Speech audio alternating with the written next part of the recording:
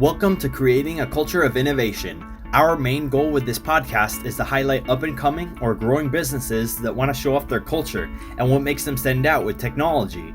As nerds, we love tech and innovation, so seeing how other businesses are growing and making themselves stand out is exciting and honestly motivating. And if you are a successful business owner who would like to be on this program, you can fill out a guest form at cacoi.nerdsupport.com/podcast-guest and apply to come on the show. All right, let's get right to it.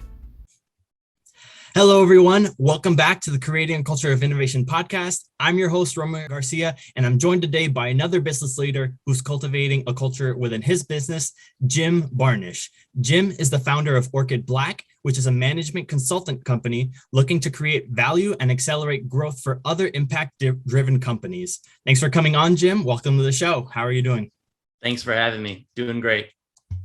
All right, cool. So here we are talking business growth through some good people, technology, and innovation. Let's get right into it. So Jim, tell me a little bit about your business's mission statement. What does Orchid Black do for businesses around you to help them succeed?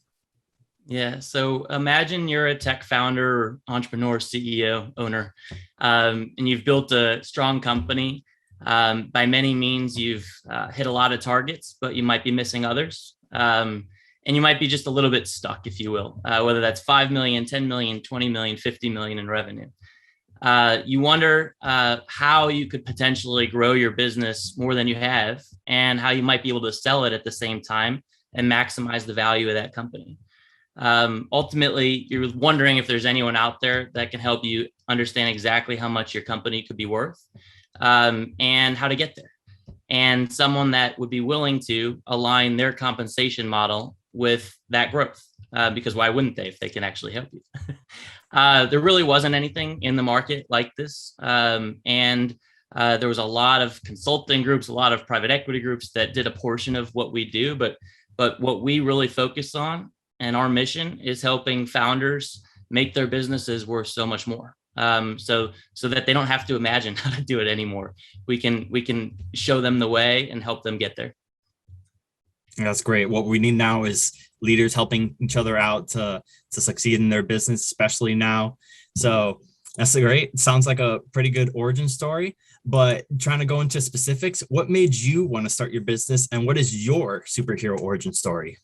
Yeah. So I got the growth and exit bug, I guess, if you will, when I got involved in my family's business at the ripe young age of 15.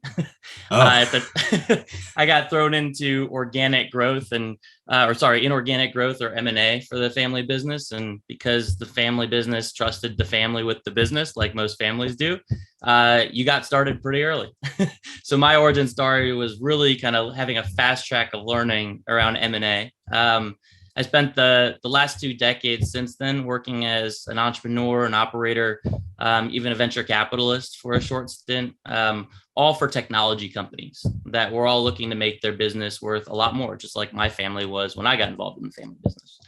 And through a lot of lessons learned along the way, a lot, and a few successes. I kind of started to take a look at the similarities in the 100 or so companies that I had worked with. And they were all in their growth stage. They were all experiencing the same obstacles to maximizing growth and value. And so then we started looking at it at a much broader level. Why are companies failing? What are these obstacles that are getting in the way? And how can you actually avoid them rather than just pointing out the problem? And so between a bunch of data collection aside from that, all the companies that I had worked with and my co-founders at Orchid Black had worked with, we were able to catalyze a methodology towards identifying companies that we would be able to help the most, the team that we would need in order to make sure that we could create that value within that business and augment the existing founders within those technology businesses, and create a pretty awesome, call it miracle grow for companies, if you will, for the right companies, where when we select the right founders with the right companies and our methodology towards success, we're able to see incredible growth and value creation. And so my origin story started in inorganic growth, evolved into just general growth and organic growth, and has now kind of transferred into just helping as many other founder-led technology companies that are in their growth stage, going through the same obstacles, navigate them in a way that we didn't have the luxury of, because we didn't have a methodology or a team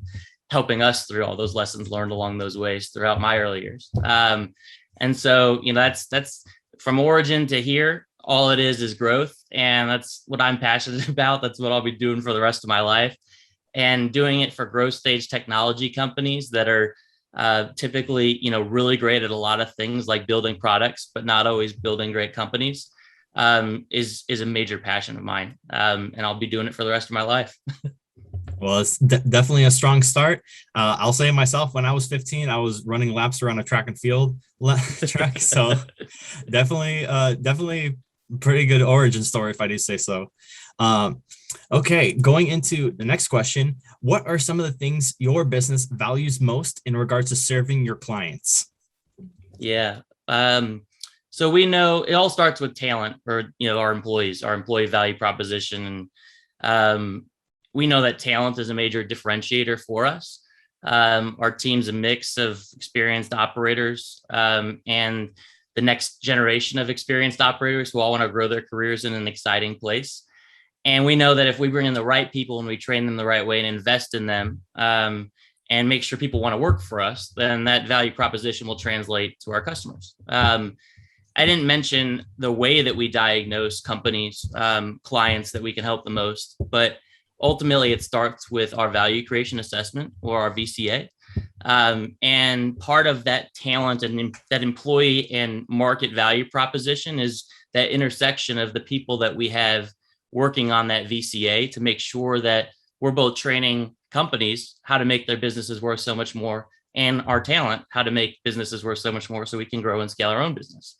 And so we needed someone to really be able to identify and work through this methodology beyond just our experienced operators, and design new companies, which is really what we do. And so that kind of became the mid tier of our employee base, if you will, of our talent group, is the folks who are the architects behind our VCA, who work hand in hand with the companies, with both experienced operators internally, the founders, and our experienced market research analysts and associates who are doing a lot of the heavy lifting.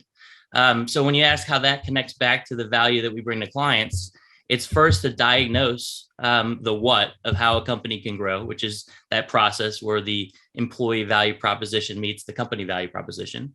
And then it's getting our hands dirty, digging in, and using this really awesome business model we developed, where we take our incentive or our fees for helping these companies grow and align our incentives to it. And you have this almost mythical, but not mythical, ability to take all of these different things, all these different value propositions around growing businesses in a much faster and more mechanical way, if you will. And that's where that value really happens. So it's founder growth, it's company growth, and it's the people that work at Orchid Black, our own employees and our own talent growth, which is really what excites me, is all of that connecting into one kind of seamless value proposition, if you will. Yeah. And it's definitely a kind of an exciting time to be doing that. The economy's coming back. Businesses are starting to bounce back again. So yeah, if anything, you guys are needed now more than ever. So yeah, got to be doing some great work recently. In terms of around your industry, of what you guys are doing right now, give me some of your domain expertise. What's going on in your industry right now, as I was talking about, with businesses coming back, and what do you think could be done better, and what are you guys doing differently that you think other businesses within your industry should be doing? Yeah, I love that. I'm going to answer that in a couple different ways, because we deal with founders. So at the end of the day, our industry is founder-led companies, but also we kind of sit at this interesting place in the management consulting world. So starting with the founder side, founder burnout is a real thing. And more now than ever, founders are getting burned out, and they're burning out their teams in the process. I was even one of those founders who was burning out my team in the process because I was getting burned out. And as founders, we want to do everything, right? We've got our own blind spots, but we ultimately want to make sure that the business is as successful as possible. And so we're bringing in the right people at every step of the way. What founders oftentimes do, including myself, is take on that stress, take on that business strategy, and forget about the personal mindset or the personal strategy that needs to be had to be a better founder, to be a better leader. And so I'd say, a big part of our program is helping to make sure that founders are being better leaders within their own companies and really understanding the impact that they're having on their people when they're putting in 120 plus hours a week, and the way that they're coming across as a leader, which is more of a manager, not a leader. And that leadership is not a process. Leadership is a design, a focused initiative around elevating people and bringing people to the forefront, meritocracy, if you will, things along those lines. So, one big thing, especially, was accelerated through COVID, was founder burnout. And so that is a major area of focus of ours, is making sure that we identify the right supplemental resources, if you will, to help make sure founders are successful. And oftentimes that includes an executive coach. Most founders need a coach, just plain and simple. So that's number one. On the management consulting side, one of the really interesting things that I noticed when I was at McKinsey, which is one of the larger management consulting firms in the country, well, on the planet, really, is that there is a focus around putting together a beautifully designed strategy, right? But not always the how do we get it done, right? So the what. So just like our VCA is our what, the how is equally as important. And a design around recommendations, while very important, doesn't really get the job done when you're getting people asking you, how do I implement this strategy in addition to just putting together the strategy? And so one of the ways we separate ourselves is that we are hands-on execution within the business, because that's what these earlier growth stage companies need. They need execution. They don't just need a beautifully designed strategy. And so that's number one. Number two is, I never understood why management consulting groups don't put some of their cash up for risk, right? For if they're believing in the work that they're doing, and they believe that if they put this in place, it will have these effects, which is what every management consultant preaches. Why wouldn't you base some of your compensation around that increase in growth, right? If you actually believe you know what you're doing. And so, not just putting together the strategy that then ends up needing to be executed, where we do that end to end. It's also the putting your money where your mouth is and aligning your own incentives with the companies that you're helping. So I think those are two things that I do see directionally changing in management consulting. Is there are people that are beginning to execute not just the strategies they put in place, but also the recommendations that are there at the end of it, and a roadmap towards success. And we're really the only ones that are doing that in a business model, from what I've seen, that's very upside driven and where everyone wins, right? But again, we're in a very unique place or niche in the market. So there's that to be said as well. Yeah, but I definitely agree what you were talking about earlier about the personal side of things. While a business owner is a business owner, before that, they're a leader for their employees. So that's definitely an important lesson to be taught about. I'm glad you guys are kind of in that front seat to guide businesses towards that. What's on the agenda for Orchid Black in the near future? Yeah. Well, I can share a lot. I can't share everything, but the main thing that I can share is we got in this business to help founders achieve success and exit, right? And the main thing on the roadmap is a bunch of exits that then allows us to put that money right back into our own business to then help more founders grow their businesses and exit. Because again, this will be what I'm doing for the rest of my life. That's number one. Number two, the VCAs that we're building in these roadmaps for success, all are for companies between 3 million and 50 million in revenue. All are profitable, which is part of where the name comes from, or in the black. And all are going through the same challenges and obstacles around growth and value creation on their path towards exiting the business.